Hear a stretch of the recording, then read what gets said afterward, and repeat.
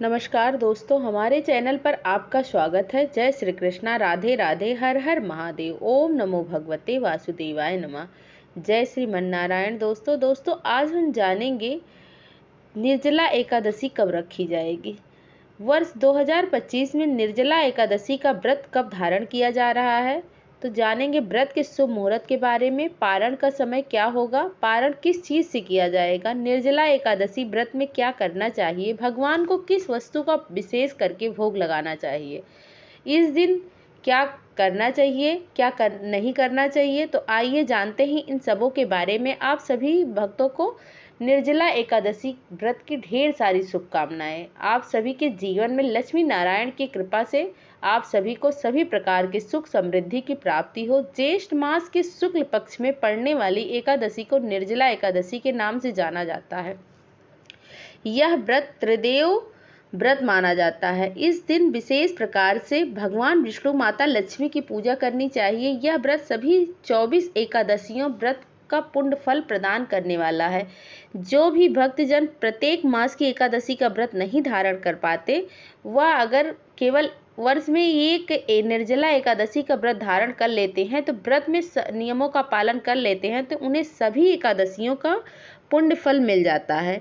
इस व्रत के प्रभाव से स्त्री हो या पुरुष, सभी के मंदिराचल जैसे भीषणतम पाप नष्ट हो जाते हैं तथा सभी प्रकार के पुत्र, धन, सुख, समृद्धि आदि की प्राप्ति होती है। इस व्रत में गोदान करना, गोदान देने के सामर्थ्य न हो तो तांबा, पीतल या मिट्टी का पानी का भरा हुआ घड़ा, उसमें थोड़ा सा सोना छोड़ करके और उसे नवीन वस्त्र में लपेट करके श्रद्धा पूर्वक ब्राह्मण को दान देना चाहिए। इस प्रकार जल दान देने और स्वयं व्रत समाप्ति तक जल न ग्रहण करने वाले प्राणियों को एक एक क्षण में कोटि कोटि गोदान देने का पुण्य फल प्राप्त होता है। इस दिन यज्ञ, दान एवं जप कार्य करने वाले को अक्षय फल की प्राप्ति होती है तथा अंत में भगवान विष्णु के धाम की प्राप्ति होती है। इस व्रत में दिन रात्रि निर्जला रह के व्रत धारण करना चाहिए। इसमें अन्न और जल दोनों का ही त्याग करना पड़ता है। निर्जला एकादशी तिथि प्रारंभ हो रही है 6 जून 2025 दिन शुक्रवार सुबह 6:34 और एकादशी तिथि को ही समाप्ति है वह 7 जून 2024 दिन शनिवार सुबह 4:50 पे एकादशी तिथि की समाप्ति है और द्वादशी तिथि की समाप्त हो रहा जो कि 8 जून 2025 दिन रविवार सुबह 7:20 पे द्वादशी तिथि की समाप्ति है।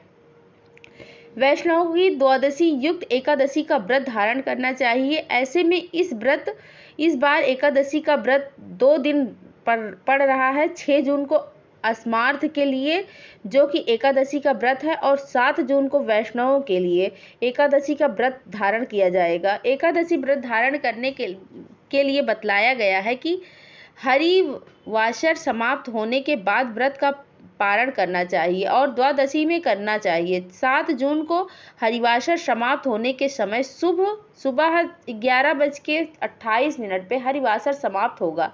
ऐसे में जो भी व्रतधारी 6 जून को व्रत धारण करने वाले हैं, वह सभी 7 जून शनिवार के दिन व्रत का पारण दोपहर 1:44 से शाम 4:31 तक व्रत का पारण करेंगे। और जो भी 7 जून को व्रत धारण करने वाले हैं, वह सभी 8 जून को व्रत का पारण सुबह 5:25 से सुबह 7:15 तक व्रत का पारण करेंगे। निर्जला एकादशी व्रत का पारण तिलेन पारणम यानी कि तिल से व्रत का पारण करना है। सफ़ेद तिल या काले तिल का प्रयोग करें।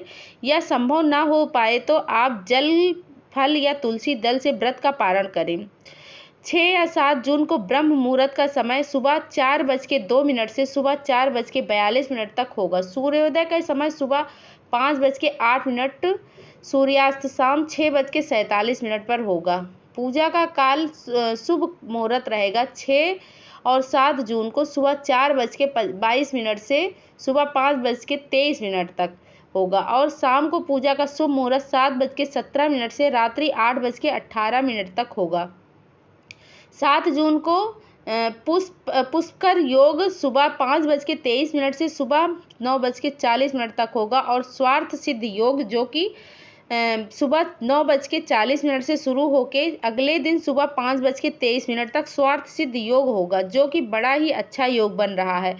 6 और 7 जून को अभिजीत मुहूर्त का समय सुबह 11:52 से दोपहर 12:48 तक होगा। 6 जून को राहु काल का समय सुबह 10:11 से सुबह 11:56 तक होगा। 7 जून को सुबह 8:32 से सुबह 10:14 तक होगा और 8 जून को शाम 5:04 से शाम 6:17 तक होगा। राहु काल समय के दौरान कोई भी शुभ कार्य या नया कार्य नहीं करना चाहिए। इस बात का ध्यान रखें कि जो व्रती हैं, व्रत को धारण करने वाले हैं, उन्हें दशमी के दिन से व्रत में नियम का पालन करना चाहिए। दशमी तिथि के दिन शुद्ध और सात्विकता का पालन करें। ब्रह्मचर्य का पालन करते हुए एकादशी व्रत का स्मरण करते हुए सूर्यास्त से पहले ही दशमी तिथि के दिन भोजन ग्रहण कर लें। रात्रि एकादशी व्रत और भगवान विष्णु के नामों का स्मरण करते हुए सोएं। सुबह ब्रह्म मुहूर्त में उठ करके नित्य क्रियाओं से निवृत्त होकर गंगा नदी में या घर के नहाने के पानी में थोड़ा सा गंगा जल मिलाकर स्नान आदि करके शुद्ध वस्त्र धारण करके व्रती को व्रत संकल्प लेना चाहिए। आज से मैं निर्जला व्रत का धारण कर रहा हूँ। फिर दिन रात्रि अन्न और जल दोनों का त्याग करके व्रत को धारण करना चाहिए। भगवान विष्णु की माता लक्ष्मी का पूरे विधि विधान के साथ पूजन करें। इनका गंध पुष्प धूप दीप आदि से पूजन करें।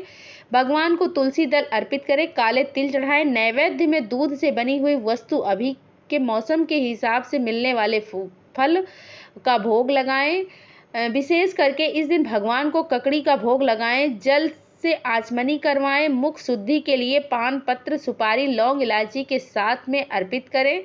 इस प्रकार करके एकादशी की रात्रि जागरण करते हुए समय को व्यतीत करना चाहिए।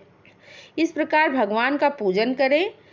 एकादशी व्रत का कथा श्रवण करें। भगवान की आरती करें। इस दौरान विष्णु सहस्त्र नाम विष्णु चालीसा पुरुषोक्त आदि का पाठ या श्रवण करें। भगवान विष्णु के नामों का स्मरण करें। ओम नमो भगवते वासुदेवाय या फिर श्री कृष्ण गोविंद हरे मुरारी आदि जप जहाँ तक हो सके करते रहें। एकादशी की रात्रि जागरण करते हुए समय को व्यतीत करें। द्वादशी की सुबह उठ करके स्नान करके शुद्ध वस्त्र धारण करके भगवान का पूजन और आरती कर ले। ब्राह्मणों को भोजन करवाएं। ब्राह्मणों को दान दक्षिणा दें। समय के अनुसार फिर व्रत का पारण करना चाहिए। इससे व्यक्ति के सभी प्रकार के ताप और पाप नष्ट होते हैं तथा भगवान विष्णु की विशेष कृपा प्राप्त होती है। व्रती को व्रत के दौरान किसी के ऊपर क्रोध नहीं करना चाहिए। अपने मन में किसी के प्रति ईर्ष्या या दोष का भाव नहीं लाना चाहिए।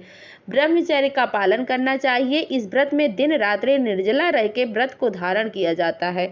अगर किसी भक्त के प्राणों पर संकट बन आए तो ऐसी अवस्था में जो कि गौ के आकार के जिस प्रकार से गौ पानी पीती है उस प्रकार से एक थाली में जल रख के अपने घुटनों के बल बैठ के उसके बाद गौ के आकार में आकर के जल ग्रहण करना चाहिए। अगर प्राणों पर संकट बन आए तो ऐसा करना चाहिए। नहीं तो इस व्रत में अन्न और जल दोनों का ही त्याग करने के बतलाया गया है।